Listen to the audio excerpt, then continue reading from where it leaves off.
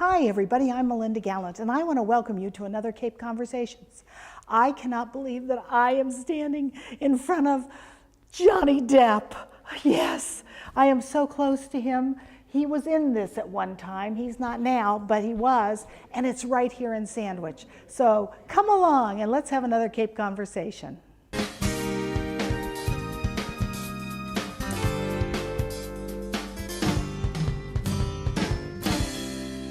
Hi everyone. Well, I am sitting with really one of the smartest women I know in Sandwich. I would say on Cape Cod, but I don't know that for sure. But she certainly is one of the nicest, and she is the executive director of a fabulous, fabulous place here in Sandwich called Heritage Museums and Gardens. Welcome, Ellen Spear. Welcome to you. I'm so glad you could be with us this summer when we go Hollywood. Well, I am just so impressed. I am so totally impressed. We're sitting here amongst all these beautiful costumes. It is absolutely incredible. It feels like the Academy Awards every time I walk through here. It's all of the greatest stars in really wonderful period roles, and you begin to understand how the costume makes them better actors. That's what I love about it. Well, and tell me a little bit about that, because I know every single costume has a story in here, but just give us a snippet of what some of those stories are. Sure. It's interesting. There are 43 costumes in this exhibit from all kinds of movies, from all kinds of time periods. Right. And each one helps the actor become who they need to become. Whether it's one of the actresses talked about, you'll see a beautiful red ball gown that Lara Flynn Boyle wore. And she said she was in tears the day she had to take it off. It just made her feel like a princess and the most beautiful woman in the world. and it really affected her. She began to inhabit that role. There's another one where Keira Knightley talks about, we have several of her costumes from the Duchess, which are just over the top. Yeah. Over the top, in ermine and leather and all kinds of special embroidery. And she said the corset was so tight, and the way they had to put her into it is she couldn't go to the ladies' room the entire shoot. So she was in the costume for the day. And she said she just learned that you don't drink water and you just deal with it.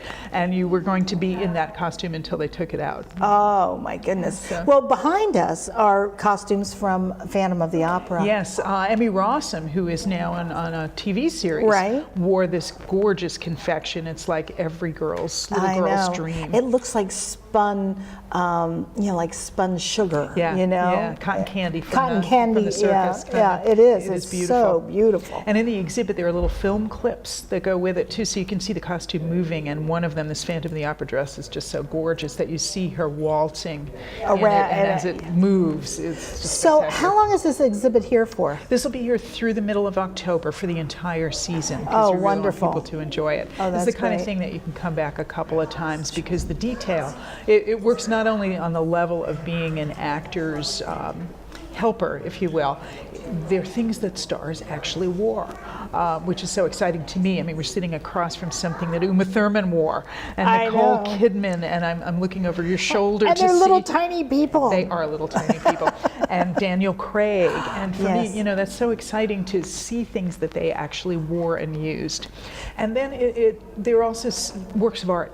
I mean, when you get up close to these things, it's amazing to me that some of these things, they're only in the movie for 5 seconds, some of these, but they're completely done authentic to the period. Some of them have authentic historical fabric put into them from the time period that they're from. So the care that goes into these works of art for, less than a second really helps the movie transport you to another time and place. So if I were going to come see this exhibit, would it be fun to bring a little piece of paper and a pencil and write down what movies are here and then go back and try to Netflix them? Well, we have a handout for you. You do? So you'll be able to wonderful. Take a list of these movies, because some of them I was not familiar with. Once we knew we were going to have this, I had never seen The Duchess before, and I was up late one night, and all of a sudden it came on at like 11:30 at night. On AMC or one of those channels, And I watched it, and I was blown away. It had won for Best Costume, and I paid a lot more attention this year in the Academy Awards of course you did. to Best Costume. And we have some that Jenny Bevins, who won for Mad Max. Oh, yeah. All of those incredible sort of raggy things. Yeah. The most beautiful, elegant costumes that are in this exhibit that she designed for other movies. So her range is quite broad, but I'm paying more attention to that now. I think you would. So what are people saying? We've got a lot of people in here right now. Yes. So what are people saying about it? Are they enthused about it? Are they just loving it? They are loving it, again, on different levels. Women who sew, men who sew, they get 4 inches from the costume. Do Gets us a not little touch nervous. But they see the incredible work that goes into them. Right, And right, the detail. as you said, the women are like tiny, Yeah. and the heights of people are very deceptive. Nicole Kidman's very tall. She's 5'10". Right. And you look at this dress, and she doesn't Right. appear to be that tall, yet others are, 4'9", tiny little people. Well, I would think that most of the men are probably tiny. 'Cause They are. It's They're really short interesting. men. Yeah, short men seem to predominate the theater world and the entertainment industry. With the exception of Randy Quaid. We have Right. a costume of his from Goya's Right. Ghost, and Right. he's 6'4". Right. And he wore padding in this too, so you'll see a more rotund Right. Randy Quaid than you're used to when you see Right. this costume. Oh, that's amazing. So tell me, you have this beautiful exhibit. There's got to be other things going on here at Heritage. We have a Hollywood theme all summer. So our Oh, Family great. Fun Fridays, every Friday in July and August, all have a theme based on one of the movies that's in the show. Oh, fun. So we have a Sherlock Holmes Family Fun Friday where you get to create a decoder ring and solve a mystery. Oh, There's fun. a Cinderella one. There's a Finding Neverland. We're doing a Talk Like a Pirate Day. Oh my because gosh, of you'll have Pirates of 8 the million Caribbean. little boys here. So there are those kinds of things. There's a couple Right. of lectures from folks at the Mass College of Art and Design who are coming. Wonderful. And they're going to talk about the history of costume design and historic period costumes. And outside, we have an outdoor exhibit of 10 contemporary artists' work called Natural Threads. Get it? Yeah, I get it. The connection. I got it. So we're doing something that helps people connect the inside to the outside and to Right. think about those installations. So they all have kind of a fabric or a woven quality to them. One of them, a woman artist who knits, and she's made kind of these bodices, knitted bodices for trees. So Oh, you're going how to see funny. them around, and there are other things that are up in the trees that work in a variety of ways. So it gets Oh, people wonderful. off the paths, into the woods, and thinking about it. Now, how do you find the artists to do that? Because now that wouldn't be considered ephemeral art, right? Well, they're installation artists, the way we think of it. Right. So are they local artists, or are they artists from all around? They're from all across the country. We started doing this with local contemporary artists, and the word went forth. Oh, because it's good. juried, and so we just put an RFP out for contemporary artists who might want to work on these installations, and we get all kinds of submissions from all across the country. Oh, that's wonderful. And we give them a stipend for their materials, and they come and we show them the spot that we'd like them to Yeah. work in, and we install these things, and they're wonderful. So that's opening in June, and the artists will be around from time to time. It's kind of interesting because the last exhibit you had, which were the little the outdoor houses, Yes, the secret shelters. That's what it was, secret shelters. Tessa D'Agostino, who is from the Cape, Yes. from the area here, and who does a lot of that kind of work. She had one here, and I was just so surprised that you actually used a local artist to do these things. There's so much talent, and Yeah. we do these every year. So if there are local artists who are interested, I would urge them to be in touch with us, because we're right now putting out our call for next year. Yeah. So we want people to apply and to show us what kind of work they'd like to do, because we think of it as a 100-acre canvas, and it's really great for an artist. Oh, sure. Oh, sure. Now, you still have the preschool going, right? We do. The 100-acre school Yeah. is getting ready for its summer program. We Oh, still have some wonderful. slots left, Yeah. and we're encouraging parents to come and look for next year, for the next year's school year. Excellent. Our head of school, Melissa Russell, was just named STEM Educator of the Year. Wow. By the Boston chapter of I'm going to get the acronym wrong, but it's the group that accredits early education. Oh, so we're wonderful. really so proud of her and the work that the teachers are incredibly creative. That's and to see a wonderful. 4-year-old talk about their hypothesis is really wonderful. So Oh, they're that's learning, terrific. and Good for you. we just got, a while ago, we got the first year's evaluations back. Our kids are evaluated against all kids nationally, which is done in all preschools. And our children just outstrip the national Oh, that's norms. wonderful. That's so we great. think it's working, and Sure. we're really proud of that. Oh, that's terrific. Now, you still have the zip line. We do. The Adventure Park at Heritage I know is the open. Adventure Park, and I just want to go on record. I want to tell everybody right now that my husband and I, last weekend, we're just taking a drive. We were taking a drive. He he's a runner. Yeah. But who would do that? I don't know. But we were just taking a drive, and we drove around I call it the Raiders of the Lost Ark because it's so bumpy sometimes. It's nice. It's good right now, as long as we don't have a lot of rain. Yeah. So around past it, and Joe said, "Will you stop?" And it was kind of cool. So we had I drive a convertible, so we had the top up. Put the windows down, and he goes, "Do you hear anything?" And I said, "No, I don't hear a thing." And then he goes, "Wait, I heard something. I heard zip, that zzz." Yeah. And that was it. We didn't hear anything. There wasn't anybody screaming. There was nobody jumping up and down. It was fabulous. Well, and I can't wait till my grandsons come visit and they can come. That's what we hear as intergenerational groups. We have a lot of families where 3 generations, the child, the parents, and the grandparents are all up in the trees together. And it helps you test yourself, in this world. Well, I did it last year, so trust me, talk about tests. Yeah, you don't think you can do something, and it's a wonderful feeling. Yeah. And we pair it for a lot of school groups with hour-long programs that they do about plants. They learn math, they learn leadership skills. We're having a big group that's coming soon to do Leadership Academy with us, and then to go up in the trees for graduating seniors. And it's a great thing that brings people and families together. So. Well, I just want to dispel the fact that it was noisy, because it wasn't noisy. No, you have to concentrate on what you're doing. Yeah, well, that's what I was saying that to my husband. He goes, "You did this, right?" He goes, "I can't believe you did this." And I said, "Yeah." And I said, "You know what? You don't have time to talk. You don't have time. All you're thinking about is getting from point A to point B, and it's very safe. I mean, obviously they have you in a harness and all that, but you don't want to be the one who falls off and is dangling. Right.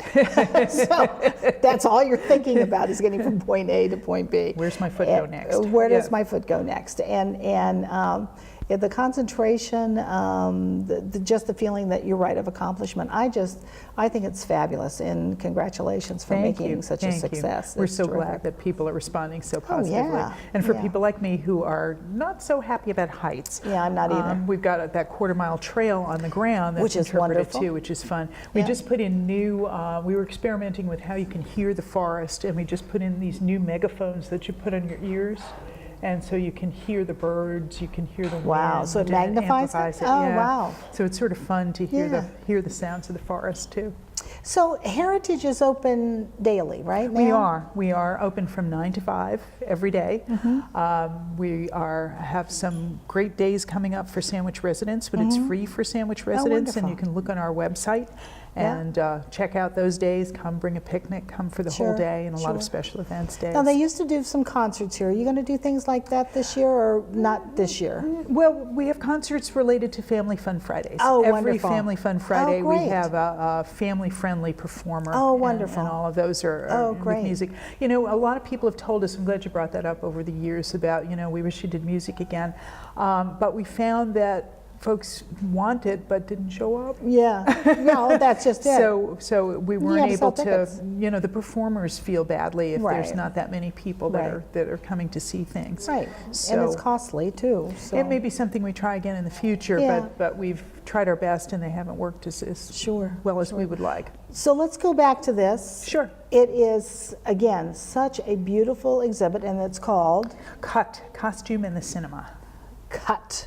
Costume in the Cinema. Cut, I got it.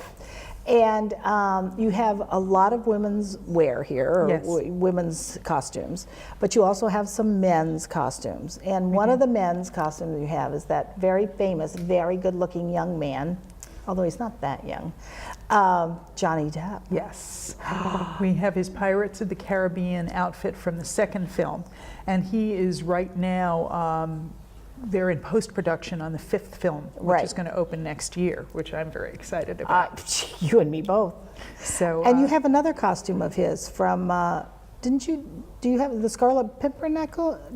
We have one that was Keith Ledger's. Oh, it's Keith Ledger's. And from Casanova. Casanova, that was it. And if there were ever two very different things, Johnny Depp's is kind of filthy and piratey, Yes, it is. And Casanova's is this beautiful thing with gold threads and lace sleeves, and we've got him set up by a mirror because you have to see the back of this coat to believe it. So we call that our bad boy corner. We have all our bad boys.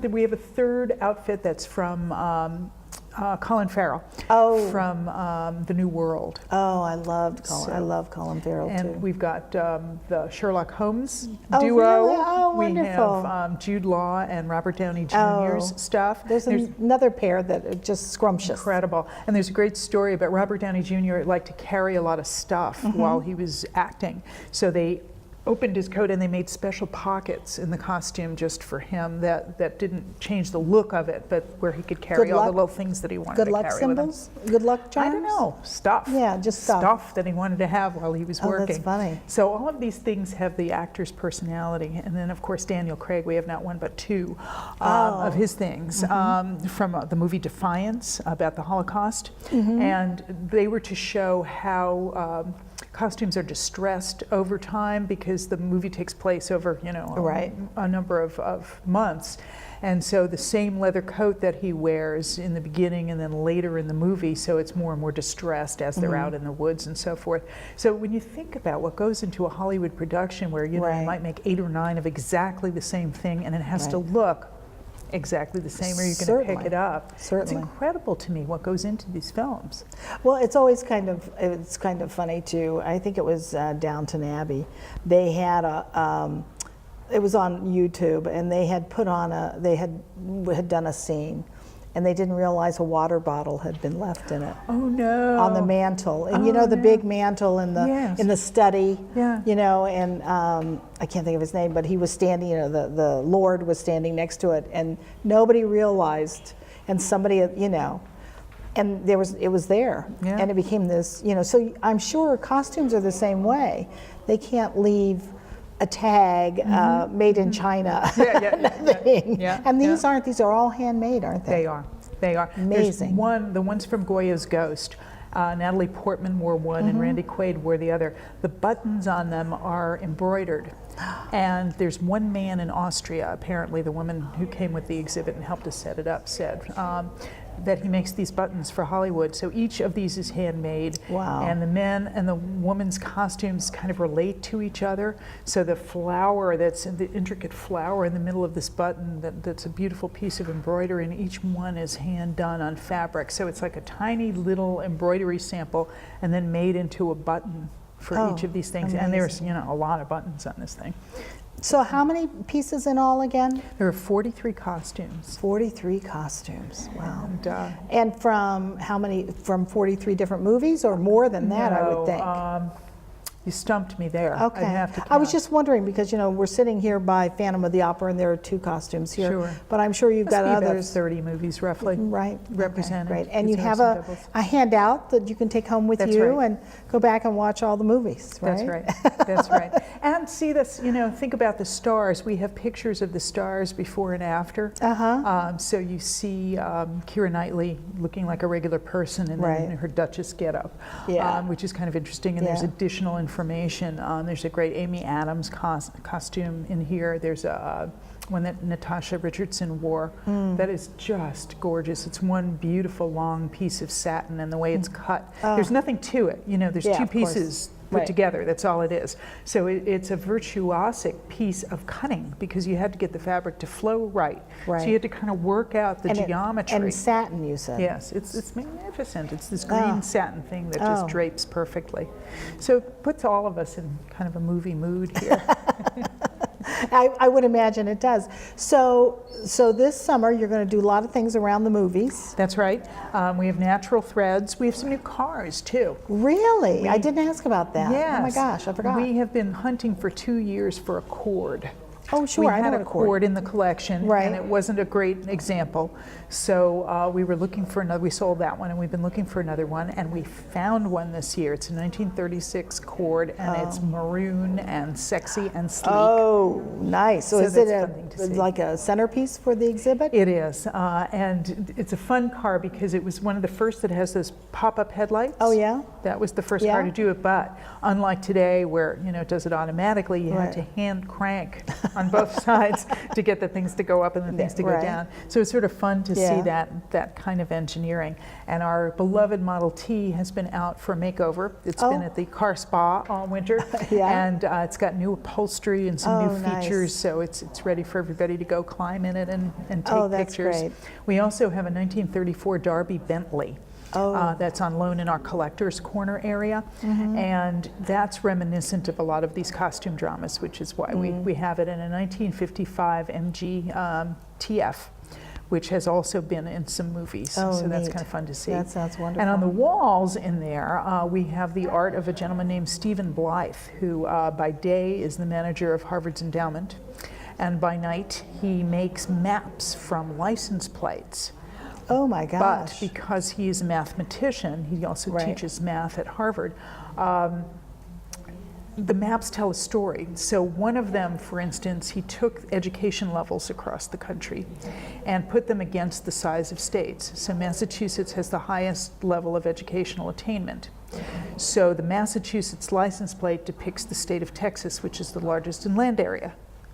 And so forth through, I all gotcha. through the states. So it's kind of weird. So all of a lot of the southern states that have low educational attainment are the small New England states. So I think we're like Alabama or Mississippi. Oh, so that's- it's sort of a really interesting So thing. you It gets really you have to think when you look at it. Yeah, and we have his legends of how he did it. But each one of these maps has some kind of odd mathematical twist, or his he's English. So his map of England uses the old historic counties, and each one is a pun.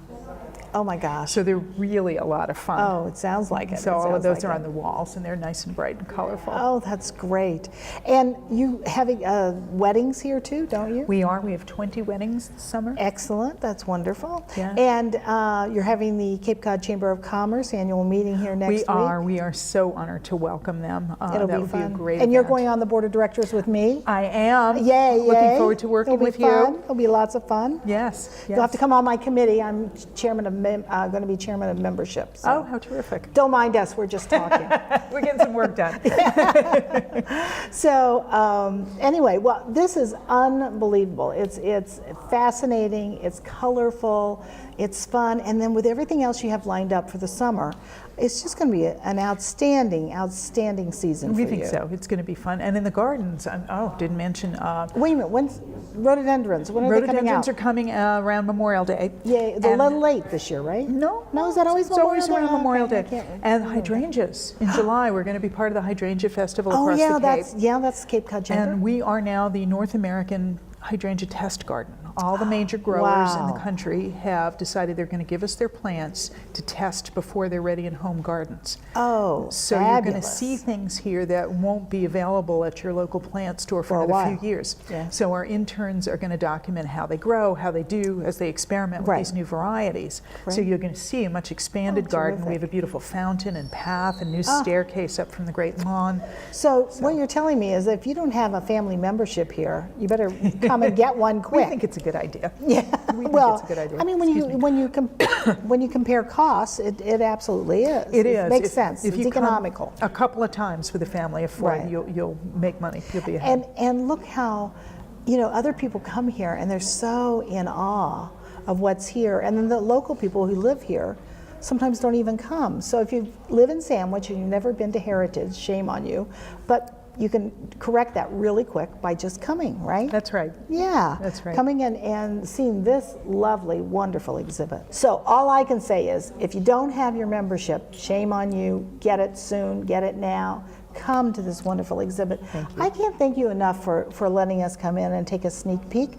And we're gonna just see this on the air, and people are just going to flock here even more than they already Oh, are. I hope so. because Thank it's- you so much. We really appreciate your coming to see everything. It's so much fun. It's so much fun.